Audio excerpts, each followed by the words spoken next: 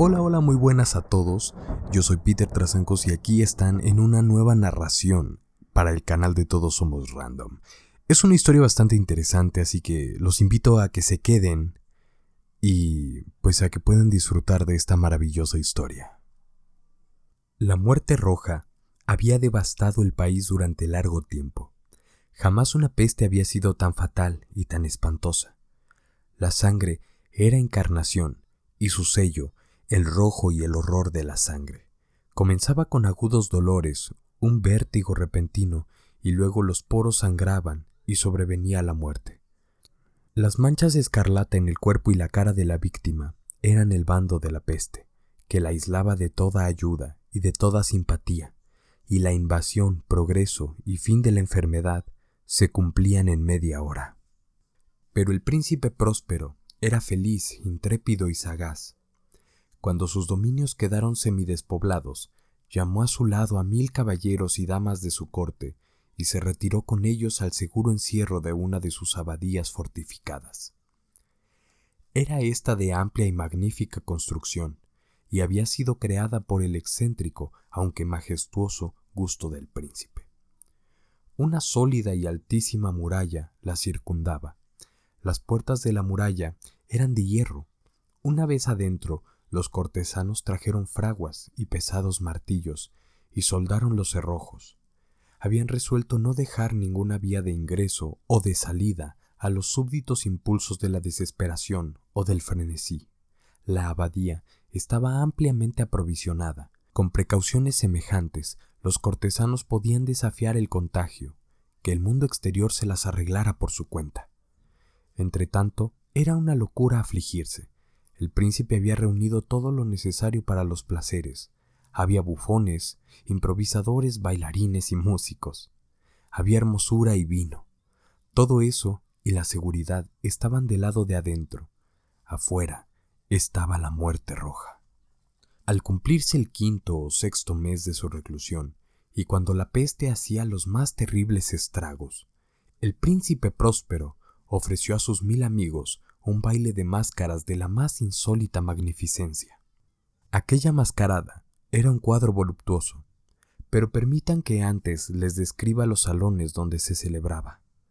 Eran 7, una serie imperial de estancias. En la mayoría de los palacios, la sucesión de salones forma una larga galería en línea recta, pues las dobles puertas se abren hasta adosarse a las paredes, permitiendo que la vista alcance la totalidad de la galería. Pero aquí se trataba de algo muy distinto, como cabía esperar del amor del príncipe por lo extraño. Las estancias se hallaban dispuestas con tal irregularidad que la visión no podía abarcar más de una a la vez. Cada 20 o 30 metros había un brusco recodo, y en cada uno nacía un nuevo efecto. A derecha e izquierda, en mitad de la pared, una alta y estrecha ventana gótica daba a un corredor cerrado que seguía el contorno de la serie de salones. Las ventanas tenían vitrales cuya coloración variaba con el tono dominante de la decoración del aposento. Si, por ejemplo, la cámara de la extremidad oriental tenía tapicerías azules, vívidamente azules eran sus ventanas. La segunda estancia ostentaba tapicerías y ornamentos purpúreos, y aquí los vitrales eran púrpura. La tercera era enteramente verde, y lo mismo sus cristales. La cuarta había sido decorada e iluminada con tono naranja, la quinta con blanco, la sexta con violeta. El 7º aposento aparecía completamente cubierto de colgaduras de terciopelo negro que abarcaban el techo y las paredes, cayendo en pliegues sobre una alfombra del mismo material y tonalidad. Pero en esta cámara, el color de las ventanas no correspondía a la decoración. Los cristales eran escarlata, tenían un color sangre. A pesar de la profusión de ornamentos de oro que aparecían aquí y allá o colgaban de los techos, en aquellas 7 estancias no había lámparas ni candelabros. Las cámaras no estaban iluminadas con bujías o arañas, pero en los corredores paralelos a la galería y opuestos a cada ventana, se alzaban pesados trípodes que sostenían un ígneo brasero, cuyos rayos se proyectaban a través de los cristales teñidos e iluminaban brillantemente cada estancia. Producían en esa forma multitud de resplandores tan vivos como fantásticos, pero en la cámara del poniente, la cámara negra, el fuego que a través de los cristales de color sangre se derramaba sobre las sombrías colgaduras, producía un efecto terriblemente siniestro y daba una coloración tan extraña a los rostros de quienes penetraban en ella, que pocos eran lo bastante audaces para poner allí los pies. En este aposento contra la pared del poniente se apoyaba un gigantesco reloj de ébano. Su péndulo se balanceaba con un resonar sordo, pesado, monótono, y cuando el minutero había completado su circuito y la hora iba a sonar, de las entrañas de bronce del mecanismo nacía un tañido claro y resonante, lleno de música, mas su tono y su énfasis eran tales que a cada hora los músicos de la orquesta se veían obligados a interrumpir momentáneamente su ejecución para escuchar el sonido, y las parejas danzantes cesaban por fuerza sus evoluciones. Durante un momento, en aquella alegre sociedad reinaba el desconcierto, y mientras aún resonaban los tañidos del reloj, era posible observar que los más atolondrados palidecían y los de más edad y reflexión se pasaban la mano por la frente como si se entregaran a una confusa meditación o a un ensueño. Pero apenas los ecos cesaban del todo, livianas risas nacían en la asamblea. Los músicos se miraban entre sí como sonriendo de su insensata nerviosidad, mientras se prometían en voz baja que el siguiente tañido del reloj no provocaría en ellos una emoción semejante. Mas, al cabo de 63.600 segundos del tiempo que huye, el reloj daba otra vez la hora, y otra vez nacían el desconcierto, el temblor y la meditación. Pese a ello, la fiesta era alegre y magnífica. El príncipe tenía gustos singulares. Sus ojos se mostraban especialmente sensibles a los colores y sus efectos. Desdeñaba los caprichos de la mera moda. Sus planes eran audaces y ardientes. Sus concepciones brillaban con bárbaro esplendor. Algunos podrían haber creído que estaba loco. Sus cortesanos sentían que no era así. Era necesario oírlo, verlo y tocarlo para tener la seguridad de que no lo estaba. El príncipe se había ocupado personalmente de gran parte de la decoración de las 7 salas destinadas a la gran fiesta. Su gusto había guiado la elección de los disfraces. Grotescos eran estos, a no dudarlo. Reinaba en ellos el brillo, el esplendor, lo picante y lo fantasmagórico. Veíanse figuras de arabesco con siluetas y atuendos incongruentes. Veíanse fantasías delirantes, como las que aman los locos. En verdad, en aquellas 7 cámaras se movía de un lado a otro una multitud de sueños, y aquellos sueños se contorsionaban en todas partes, cambiando de color al pasar por los aposentos y haciendo que la extraña música de la orquesta pareciera el eco de sus pasos. Mas otra vez tañe el reloj que se alza en el aposento de terciopelo. Por un momento todo queda inmóvil. Todo es silencio, salvo la voz del reloj. Los sueños están helados, rígidos en sus posturas, pero los ecos del tañido se pierden. Apenas han durado un instante y una risa ligera, a media sofocada, flota tras ellos en su fuga. Otra vez crece la música, viven los sueños, contorsionándose al pasar por las ventanas, por las cuales irrumpen los rayos de los trípodes. Mas en la cámara que da al oeste, ninguna máscara se aventura, pues la noche avanza y una luz más roja se filtra por los cristales de color sangre.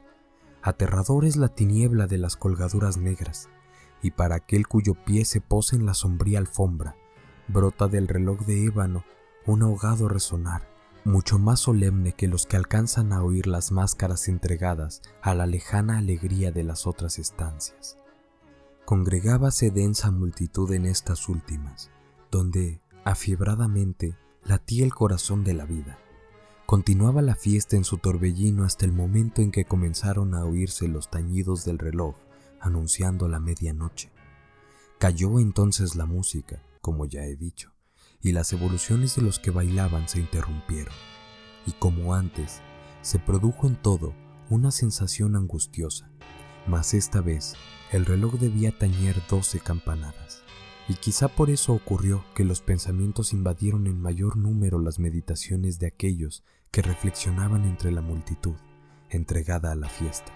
Y quizá también por eso ocurrió que, antes de que los últimos ecos del carrillón se hubieran hundido en el silencio, muchos de los concurrentes tuvieron tiempo para advertir la presencia de una figura enmascarada que hasta entonces no había llamado la atención de nadie, y habiendo corrido en un susurro la noticia de aquella nueva presencia, alzóse al final un rumor que expresaba desaprobación, sorpresa y finalmente espanto, horror y repugnancia.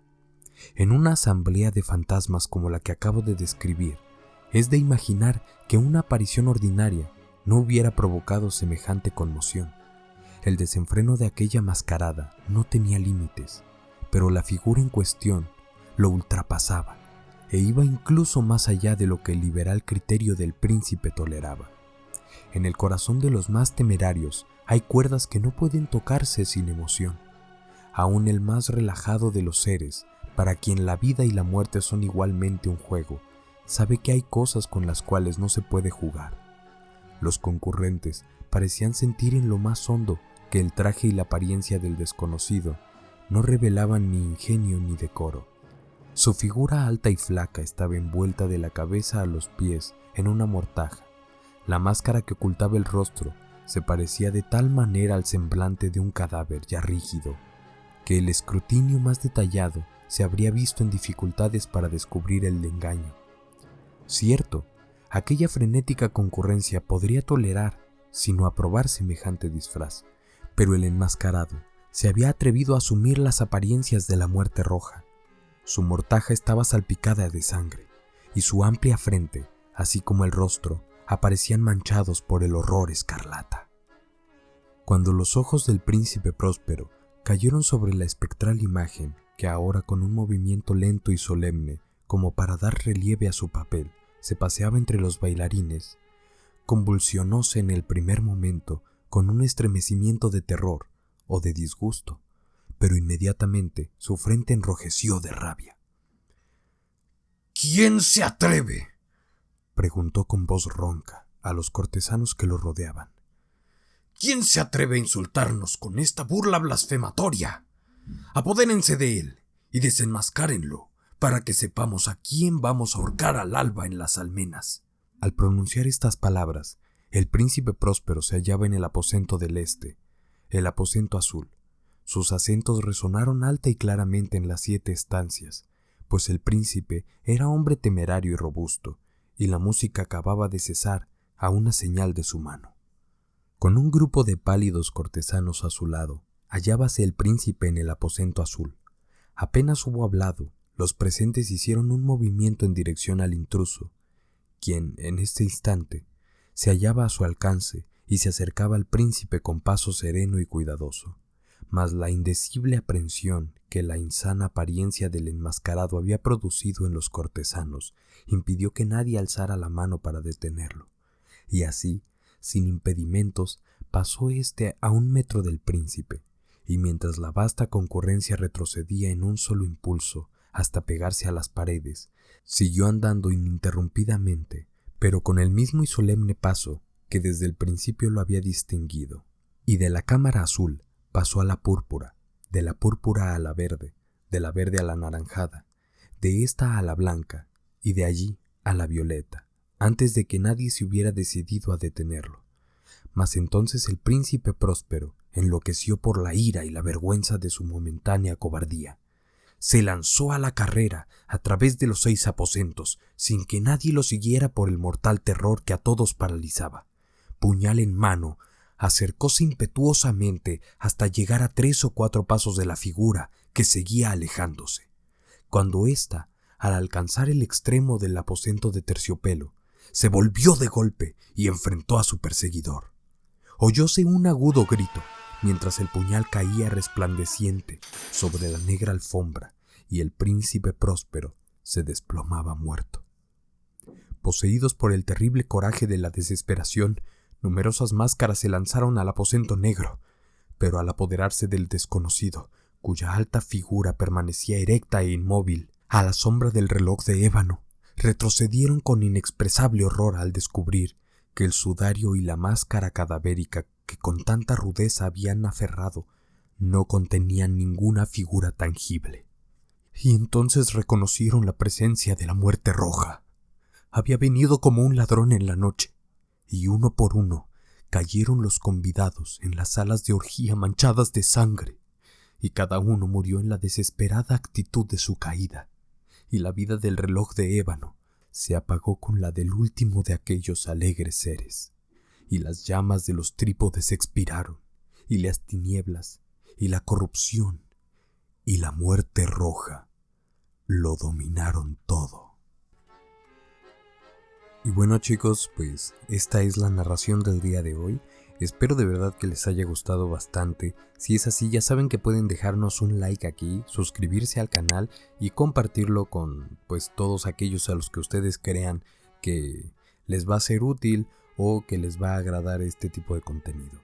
Yo soy Peter Trasancos y aquí me despido. Sale, bye.